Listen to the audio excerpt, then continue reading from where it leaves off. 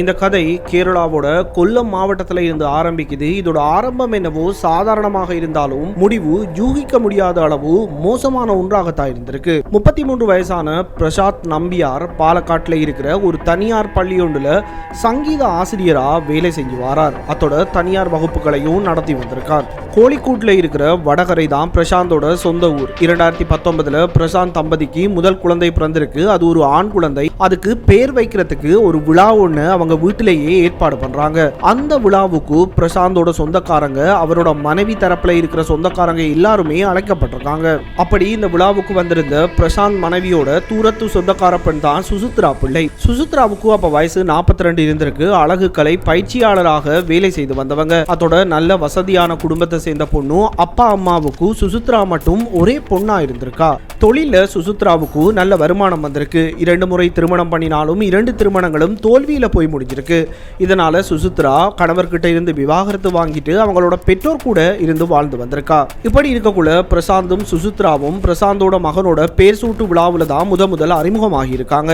2 பேரும் அறிமுகமான நாள்ல இருந்து பிரசாந்த் சுசித்ராவை அக்கா என்று சொல்லித்தான் பேசி வந்திருக்கான். என்னன்னா இவங்க 2 பேருக்கும் 10 வயசு வித்தியாசம் இருக்கும். ஆனா நாளாக அக்கா தம்பி உறவு மாற்றமடைய தொடங்கி இருக்கு. சமூக வலைதளங்கள்ல சட் பண்ணி வந்தவங்க தொலைபேசி இலக்கங்களை பரிமாறிக்கொண்டு பின்னாடி நீண்ட நேரத்துக்கு போன் பேசவும் ஆரம்பிக்கிறாங்க. சுசித்ரா தனிமையில வாழ்ந்து வந்திருக்கா. இதனால பிரசாந்தோட நட்பு அவளுக்கு ஆறுதல் கொடுத்திருக்கு. சுசித்ரா பிரசாந்த் நெருக்கமான நண்பன் போல பார்த்தாலும் பிரசாந்த் நட்புக்காக மட்டுமே சுசித்ரா கூட பழகி இருக்கல. அதிகமான பணத்தேவை பிரசாந்துக்கு இருந்து வந்திருக்கு. இதனால சுசித்ராவை பயன்படுத்தி கொள்ள ஆரம்பிக்கிறான்.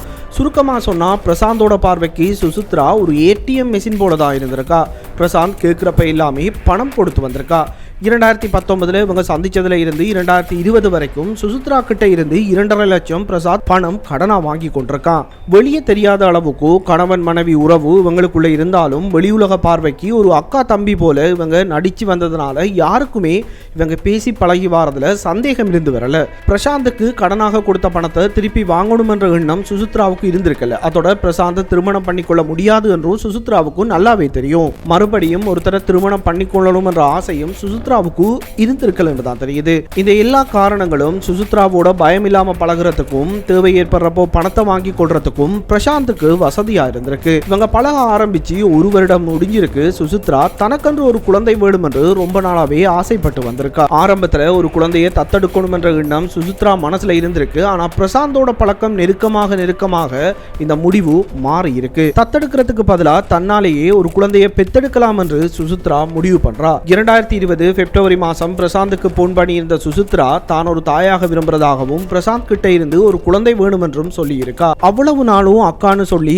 கள்ளக்காதல் பண்ணி வந்த பிரசாந்துக்கு சுசித்ரா திடீரென்று இப்படி சொன்னதும் அதிர்ச்சியா இருந்தாலும் அதை விட பயந்தான் அதிகரிச்சிருக்கு. சுசித்ரா திருமணம் பண்ணிக்காம தாயாகினாலும் ஒரு கட்டத்துல பிரசாத் தான் அதுக்கு அப்பா என்ற உண்மை கண்டிப்பா எல்லாருக்கும் தெரிய வந்துடும். இது அவங்க ரகசியமா பேணி வந்த கள்ளக்காதலை அம்பலப்படுத்தும்.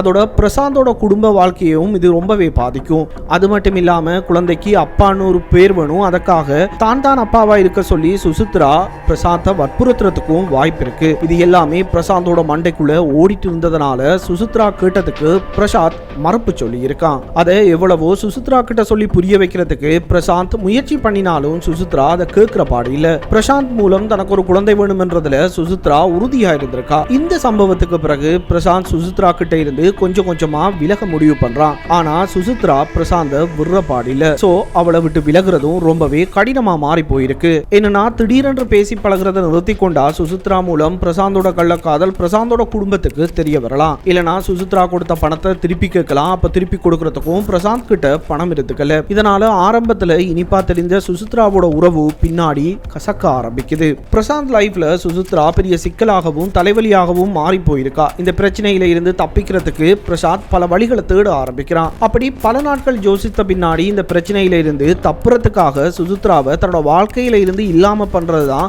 ஒரே வழி என்று பிரசாந்த் முடிவு பண்றான். சுசித்ராவை கொல்லணும் என்று முடிவு பண்ண பின்னாடி பிரசாத்துக்கு அவளை எப்படி கொல்லணும் என்று தெரியல. கொல்றது பிடிபடாத மாதிரியும் இருக்கணும். அதுக்காக செய்தித்தாள்கள் ஹாலிவுட் திரைப்படங்களை பார்த்து திருப்தி அடையாத பிரசாந்த் கூகுள் பண்ணி பார்க்க முடிவு பண்றான். கூகுள்ல கிடைச்ச ஒரு ஐடியாவை வச்சு அவனோட திட்டத்தை முழுசா பிளான் பண்ணி முடிக்கிறான். அன்னைக்கு மார்ச் மாதம் 2020 தன்னோட பிளான்ல முதல் கட்டமா அவனோட மனைவி மற்றும் குழந்தைகளை மனைவியோட பெற்றோர் வீட்டுக்கு அனுப்பி வைக்கிறான். பிரசாந்த் அவனோட பெற்றோரையும் சில நாட்கள் சுற்றுலா போறதுக்காக வண்டியோட புக் பண்ணி அனுப்பி வச்சிருக்கான். பின்னாடி சுசித்ராவுக்கு போன் பண்ணி தான் தனியே இருக்கிறதாகவும் 2-3 நாட்கள் ஒன்னா தங்கி இருக்க வர முடியுமான்னு கேட்டிருக்கான். இவனோட பிளான் தெரியாத சுசித்ரா பிரசாந்த் சந்திக்க வாரத்துக்கும் சம்மதிச்சிருக்கா. அன்னைக்கு மார்ச் மாதம் 17ஆம் தேதி அழகு கலை பயிற்சி வகுப்பு ஒன்றுக்கு கொச்சிக்கு போகணும் என்று சொல்லி மார்ச் மாதம் 20ஆம் தேதி வீட்டுக்கு திரும்பி வர முடியும் என்று பொய் சொல்லிட்டு பிரசாத்தை சந்திக்கிறதுக்காக வீட்டுல இருந்து கிளம்பி இருக்கா. பிரசாத் தன்னோட பிளான்ல அடுத்த கட்டமா பாலக்காட்டுல மணாலில ஸ்ரீராம் நகர்ல இருக்கிற வீடு ஒண்ணு வாடகைக்கு எடுக்கான். அந்த வீடு சன நடமாட்டம் குறைஞ்ச பகுதியில ஒரு ஒதுக்குப்புறமா இருந்திருக்கு. சுசித்ராவை கார் உள்ள பிக்கப் பண்ணிட்டு கொல்லம் பைபாஸ் வழியா கார் வந்து கொண்டிருக்கிறப்போ சுசித்ராவோட மொபைல் போனை ஆஃப் பண்ண சொல்லி இருக்கான். அங்க இருந்து அவன் வாடகைக்கு எடுத்திருந்த வீட்டுக்கு மார்ச் 17ஆம் தேதி போய் சேர்ந்த பின்னாடி 3 நாட்களுக்கு பிறகு, அதாவது மார்ச் மாதம் 20ஆம் தேதி அன்னைக்கு சுசித்ராவை கம்பி ஒன்னால அவளோட கழுத்தை நெரிச்சு கொண்டிருக்கான். சுசித்ரா இறந்த பின்னாடி அந்த சடலத்தோட 3 மணித்தியாலம் அதே வீட்டில் இருந்துட்டு அந்த சடலத்தை என்ன பண்ணணும் என்று தெரியாத பிரசாத் மறுபடியும் கூகுள் பண்ணி அதிலிருந்து கிடைச்ச ஒரு ஐடியாவை எடுத்து அந்த சடலத்தை மறைக்கிறதுக்கான வேலைகளை பார்க்க ஆரம்பிக்கிறான். அதுக்கு முன்னாடி காவல்துறை ஒருவேளை தன்னை கண்டுபிடிக்க கூடாது என்பதற்காக சுசித்ராவோட மொபைல் போனை அவங்க தங்கியிருந்த இடத்துல இருந்து திருச்சூருக்கு கொண்டு போய் அங்க மண்ணூர்த்தி காவல் நிலையத்துக்கு பக்கத்துல வச்சு அந்த மொபைல் போனை கொஞ்ச நேரம் ஆன் பண்ணி வச்சுட்டு இருந்து மறுபடியும் ஆஃப் பண்ணிட்டு அந்த போன்ல இருந்த சிம் கார்டை தனியை பிரிச்செடுத்து மொபைல் போனை சுக்குநூறா உடைச்சிட்டு திரும்பி வந்த பாலக்காடு திருச்சூர் நெடுஞ்சாலைகள்ல பல இடங்கள்ல துண்டு துண்டா அதை வீசி இருக்கான். அதாவது கொலை நடந்த அன்னைக்கு சுசித்ரா திருச்சூர்ல இருந்ததா ஒரு பிம்பம் ஒன்ன ஏற்படுத்த ட்ரை பண்ணி இருக்கான். திரும்பி வரப்போ ஒரு மண்வட்டி ஒன்ன வாங்கிட்டு சுசித்ரா சடலம் இருக்கிற வீட்டுக்கு வந்து சேர்ந்திருக்கான். சுசித்ரா உடம்புல இருந்த தங்க நகைகளை தனியா எடுத்து வச்சுட்டு உடலை பல பாகங்களா வெட்டி அந்த வீட்டுக்கு பின்னாடி தோண்டப்பட்டிருந்த ஒரு குழியில போட்டு எரிச்சிருக்கான். நாய்கள் அந்த எச்சங்களை தோண்டி எடுக்காம இருக்கிறதுக்காக புதைக்கப்பட்ட இடத்துல பெரிய கற்களையும் சிமெண்ட்களையும் வச்சு பின்னாடி மணலை போட்டு